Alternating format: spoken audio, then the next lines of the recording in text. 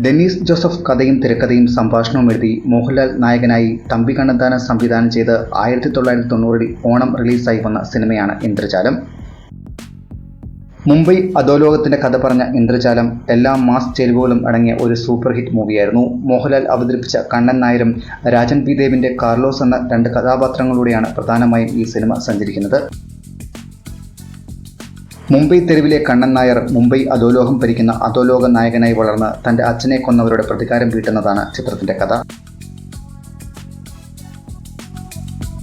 Rajan P ദേവിന്റെ cinema ജീവിതം തന്നെ മാറ്റിമറിച്ച കഥാപാത്രമായിരുന്നു Carlos. ആദ്യം കാർലോസ് എന്ന് പറഞ്ഞ കഥാപാത്രം ചെയ്യാൻ തിലകനെയാണ് തീരുമാനിച്ചിരുന്നത്. പക്ഷേ എന്തോ ഒരു പുതുമുഖം മതിയെന്ന തമ്പി കണ്ണന്താനത്തിന്റെ തീരുമാനമാണ് രാജൻ പി ദേവിലേക്ക് എത്തിയത്. ഇന്ദ്രജാലത്തിന് മുമ്പും ഒരുപാട് സിനിമകളിൽ രാജൻ പി ദേവ് അഭിനയിച്ചിട്ടുണ്ട്.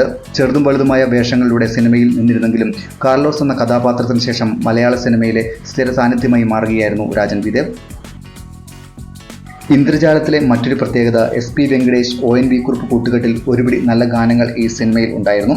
കുഞ്ഞിക്കിളിയെ, കൂടെവിടെ, വിൽക്കാനുണ്ടോ സ്വപ്നങ്ങൾ തുടങ്ങിയ ഹിറ്റ് ഗാനങ്ങൾ ഈ ചിത്രത്തിന് കൂടുതൽ മിഴിതേകി.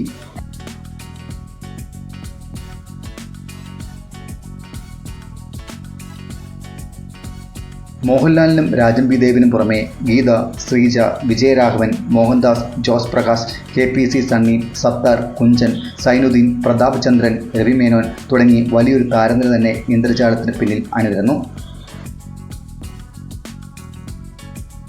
മലയാളത്തിലെ എക്കാലത്തെയും എവർഗ്രീൻ ഹിറ്റായ മോഹൻലാലിൻ്റെ ഈ ചിത്രം തിയേറ്ററിൽ കണ്ട് ആസ്വദിച്ചവർ തങ്ങളുടെ ഓർമ്മകൾ പങ്കുവയ്ക്കുമല്ലോ.